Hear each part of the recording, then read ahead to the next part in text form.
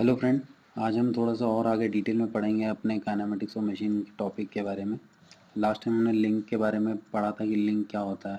Link वो part है machine का जो उसमें कोई रिलेटिव मोशन नहीं होता। लेकिन अब लिंक होना कैसे चाहिए। लिंक यहाँ पे लिखा है, लिंक और element need not to be a rigid body but it must be a resistant body. इसका मतलब क्या है? रिजिड बॉडी का मतलब है कि वो बॉडी जिसमें नो डिफॉर्मेशन, जिसमें कोई डिफॉर्मेशन ना हो। प्रैक्टिकली और ideally it is not possible. तो रियलिटी में रिजिड बॉडी होते नहीं हैं, क्योंकि हमेशा कुछ ना कुछ डिफॉर्मेशन तो रहेगा ही, चाहे वो नेग्लिजिबल डिफॉर्मेशन हो। तो वो कह रहे हैं कि लिंक और element it need not to be a rigid body, तो रिजिड बॉडी ना हो but it must be a resistant body. अब रेजिस्टेंट बॉडी का क्या मतलब है, वो उसकी डेफिनेशन देखते हैं। बहुत इंपॉर्टेंट है ये टर्म समझना। Resistant body means a body is said to be a resistant body if it is capable of transmitting the required forces with negligible deformation। यानी कि वो पार्ट रिजिड रेजिस्टेंट बॉडी है। एक बॉडी रेजिस्टेंट बॉडी तभी है जब वो capable है रिक्वायर्ड फोर्स को ट्रांसमिट करने के लिए विदाउट नेग्लिजिबल डिफॉर्मेशन। यानी कि वो जो फोर्स है वो एक पार्ट से, वो बॉडी एक पार्ट से दूसरे पार्ट में फोर्स को ट्रांसमिट कर पा रही है विद नेग्लिजिबल डिफॉर्मेशन, यानी नेग्लिजिबल डिफॉर्मेशन हो रही है, तो तब हम उस बॉडी को क्या कह देते हैं? Resistant body. Connecting rod, crank, जिसमें नेग्लिजिबल डिफॉर्मेशन होता है, वो रोटेट करते करते, रेसिप्रोकेटिंग इंजन में हमने देखा कि वो रोटेट करते फोर्स को ट्रांसमिट करता है, मोशन को ट्रांसमिट करता है विदाउट और नेग्लिजिबल, ऑलमोस्ट नेग्लिजिबल डिफॉर्मेशन, तो उस बोर्ड को हम रेजिस्टेंट बॉडी कह देते हैं। तो इसका मतलब करेक्टरिस्टिक क्या होंगी लिंक की? अगर एक लिंक है तो उसकी करेक्टरिस्टिक क्या होनी चाहिए? दो characteristic is necessary. First, it should have relative motion, तभी हम उनको अलग अलग लिंक कह लेंगे। अगर रिलेटिव मोशन नहीं है तो उनको अलग अलग लिंक कह ही नहीं सकते। रिलेटिव मोशन होना बहुत ज़रूरी है किसी भी दो लिंक को अगर हम कनेक्ट कर रहे हैं। एक लिंक ये, मान लीजिए ये लिंक बी है और ये बी सी लिंक है।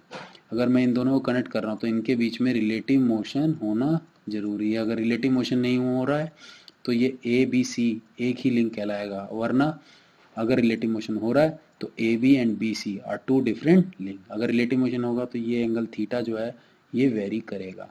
अगर दोनों के बीच में रिलेटिव मोशन नहीं हो रहा तो इसका मतलब ये एक ही लिंक होगा। दूसरा पॉइंट क्या होना चाहिए characteristic? It must be a resistant body. It need not to be a rigid body but resistant body होना जरूरी है। Is it clear? बस इतना ही था ये रेजिस्टेंट बॉडी के बारे में। अब अगला है वो हम देख लेते हैं, स्ट्रक्चर। स्ट्रक्चर क्या होता है? It is an assemblage of a number of resistant body known as members having no relative motion between them and meant for carrying load having straining action. इसका मतलब क्या है? कई सारे लिंक और कंपोनेंट, मेंबर्स लिंक को भी कह दिया जाता है, कंपोनेंट्स को। अगर मैं कई सारे लिंक आपस में कनेक्ट कर दूं इस तरह से, ये मान लीजिए लिंक ए है, ये बी है, ये लिंक सी है, ये लिंक डी है, और फिक्स कर देता हूँ एक लिंक को, और ये आपस में कनेक्ट कर दिए मैंने, इस तरह से कनेक्ट कर दिया कि अगर, अब इनको क्या कहेंगे? It is an assemblage. Assemblage और combination of number of resistant body, ये सारे रेजिस्टेंट बॉडी हैं, A B B C C D और ए डी, और इन्हें मेंबर भी कह सकते हो आप। तो इनके बीच में अगर कोई रिलेटिव मोशन ना हो, यानी कि ना A B with respect to B C कोई रिलेटिव मोशन ले, ना B C with respect to C D कोई रिलेटिव मोशन ले, और सी डी ए डी के विद रिस्पेक्ट टू कोई रिलेटिव मोशन न ले। अगर कोई भी लिंक किसी दूसरे के रिस्पेक्ट में रिलेटिव मोशन नहीं ले रहा तो ऐसे असेंबलेज को हम स्ट्रक्चर कहेंगे। और ये किस काम आता है? सिर्फ लोड कैरी करने के। तो आपने देखा होगा रेलवे ब्रिजेस में रूफ ट्रस, मशीन फ्रेम, जिसमें ये सारे जो हैं, इसमें इस तरह का लिंक को आपस में इस तरह से कनेक्ट किया जाता है जिससे वो कोई मोशन ना ले। विद रिस्पेक्ट टू एक लिंक दूसरा वाला लिंक मोशन नहीं लेता, तो no there is no relative motion, कोई रिलेटिव मोशन नहीं होता उनका आपस में, और वो सिर्फ लोड कैरी करता है। And they are just used for carrying load, for carrying. तो इनका सिर्फ यूज लोड कैरी करने के लिए होता है और कोई काम नहीं है। उनके बीच में कोई रिलेटिव मोशन नहीं होगा। ये दो चीज़ें बहुत important, there is no relative motion between the various parts of the machine and they are just use for carrying load. और इनके एग्जाम्पल हमने देख लिए हैं, रेलवे ब्रिज है, रूफ ट्रस है, मशीन फ्रेम्स है। आगे आने वाले लेक्चर सीरीज में आप देखोगे कि जनरली इस तरह का ट्राइंगल शेप के लिंक अगर हम ऐसे लिंक कनेक्ट कर दें, ए बी और C, A B B C and C A C A, इन तीन लिंक को इस तरह से कनेक्ट कर दें तो ये जनरली इनमें मोशन नहीं होता, तो भी हम पाएंगे कि इसमें कोई रिलेटिव मोशन नहीं होगा। इसीलिए ज़्यादातर आपके रूफ स्ट्रस और स्ट्रक्चर और रेलवे ब्रिज इस तरह की शेप में होते हैं ज़्यादातर। इसका रीज़न यही है कि एक स्ट्रक्चर की तरह काम करता है जो सिर्फ लोड कैरी करेगा और कोई नहीं। और लोड भी कैसा होगा, ये लोड एक याद रिमेंबर करिए, ये load will be A compressive load.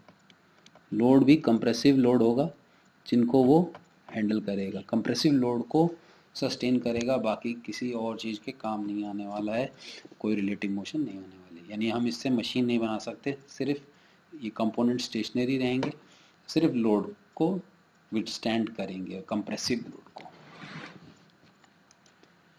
Difference between machine and A structure.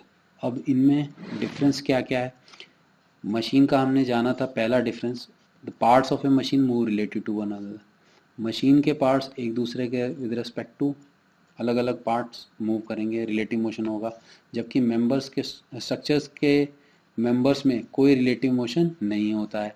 दूसरा डिफरेंस क्या है, machine transforms the available, machine तभी कहलाता है जब वो अवेलेबल एनर्जी को सम यूजफुल डिजायर्ड वर्क में कन्वर्ट कर दे। स्ट्रक्चर में ऐसा कुछ नहीं होता है, स्ट्रक्चर कोई वर्क नहीं करता, no energy is transformed into useful work. Is it clear. तीसरा difference, links of a machine में transmit both power and motion.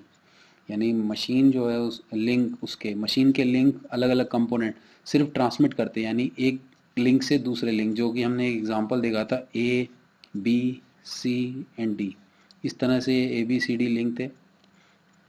तो हमने देखा था हमारा इनपुट क्या था, हमने इसको रोटरी मोशन दिया था ए बी लिंक को इनपुट मोशन, और हमारा सी डी जो था वो आउटपुट था। तो आउटपुट मोशन हमें मिल रहा था, वो हो सकता था ऑसिलेटरी मिले या रोटरी मिले।